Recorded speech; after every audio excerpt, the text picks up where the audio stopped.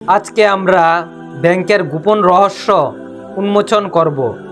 Bank কিভাবে প্রতিদিন বিপুল পরিমাণ জাল টাকা বা বাতাসের টাকা তৈরি করছে, আর সেই কারণেই আমরা ঠিকভাবে জীবনযাপন করতে পারছি না। বর্তমান সমাজের অধিকাংশ সমস্যার শেকড়ে লুকিয়ে আছে এই গোপন সিস্টেম। এই রহস্য আজকে আমি 3টি গুরুত্বপূর্ণ পয়েন্টে ব্যাখ্যা করব। নাম্বার 1, ফ্র্যাকশনাল রিজার্ভ ব্যাংকিং কি। নাম্বার 2, এই সিস্টেমের ফলে কি ঘটে। নাম্বার 3, এ সম্পর্কে ইসলাম কি বলেছে। আজকের ভিডিওতে এমন কিছু বাস্তবতা প্রকাশ হবে যা অনেকেই জানেন না, তাই অনুরোধ থাকছে পুরো ভিডিওটি মনোযোগ দিয়ে দেখবেন। আর আপনি যদি আমাদের চ্যানেলে নতুন হন তাহলে অবশ্যই চ্যানেলটি সাবস্ক্রাইব করুন। Point number 1, fractional reserve banking কি।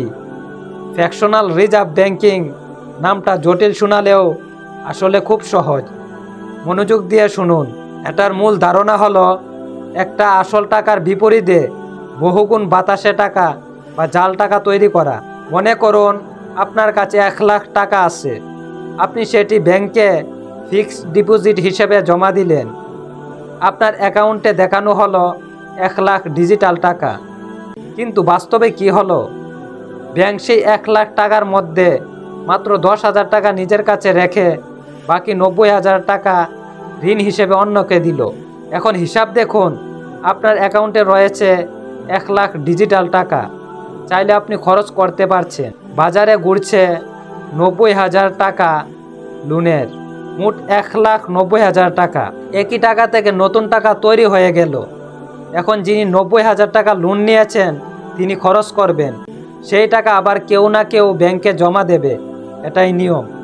ধরুন আবার 90,000 জমা হলো, ব্যাংক তার 10% অর্থাৎ 9,000 টাকা রেখে বাকি 81,000 টাকা আবার ঋণ দিল। এখন মোট দাঁড়ালো আগের টাকা 1,90,000, নতুন ঋণ 81,000, মোট 3,61,000 টাকা। এভাবে এই প্রক্রিয়ায় 10 বার ঘুরে আপনার প্রথম 1 লাখ টাকা হয়ে যায় প্রায় 10 লাখ টাকা।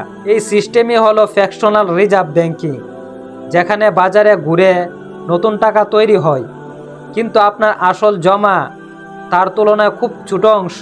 পয়েন্ট নাম্বার 2, এই সিস্টেমের ফলে কি ঘটে। আমরা দেখেছি ব্যাংক মাত্র 10% নগদ রেখে বাকি 90% টাকা লোন দেয়। এখন ভাবুন, যদি সবাই একসাথে টাকা তুলতে যায়, মাত্র 10% লোক টাকা পাবে, বাকিরা 90% কোনো টাকা পাবে না। কারণ কি? কারণ সেই 90% টাকার বাস্তব কোনো অস্তিত্ব নেই। ওই টাকা শুধু ডিজিটাল সংখ্যা আর ঋণের মাধ্যমে তৈরি বাতাসের টাকা বা জাল টাকা। এই অতিরিক্ত কৃত্রিম টাকার কারণেই তৈরি হয় মুদ্রাস্ফীতি, অর্থাৎ জিনিসপত্রের দাম বাড়া। আর যে জিনিস 100 টাকায় কিনছেন, আগামীকাল সেটা কিনতে 150 টাকা লাগবে, কিন্তু আপনার আয় যেমন ছিল তেমনই থাকে। ফলাফল, দাম বাড়ে, ক্রয় ক্ষমতা কমে, মধ্যবিত্ত ও গরিব মানুষ আরও কষ্টে পড়ে, ধনীরা আরও ধনী হয়। মুদ্রাস্ফীতি হলো গরিবের রক্তচোষা অদৃশ্য দানব। পয়েন্ট নাম্বার 3, এ ব্যাপারে ইসলাম কি বলে। এই সিস্টেম সম্পূর্ণ পুঁজিবাদী ও সুদভিত্তিক। প্রতিটি লেনদেনের মূলেই সুদ জড়িত।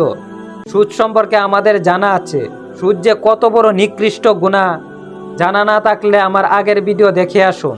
আর এখানে 1 লাখ টাকা থেকে হাওয়ায় 10 লাখ টাকা তৈরি করা হয়, তার ফলে বাজারে পণ্যের দাম বাড়ে, মানুষ ক্ষতিগ্রস্ত হয়। এখানে আল্লাহ স্পষ্ট নিষেধ করেছেন, হে ঈমানদারগণ, অন্যায়ভাবে একে অপরের সম্পদ গ্রাস করো না। সূরা নিসা 29 নম্বর আয়াত। তাহলে প্রশ্ন হলো, এই ফ্র্যাকশনাল রিজার্ভ সিস্টেম কি অন্যায়ভাবে মানুষের সম্পদ গ্রাস করে না?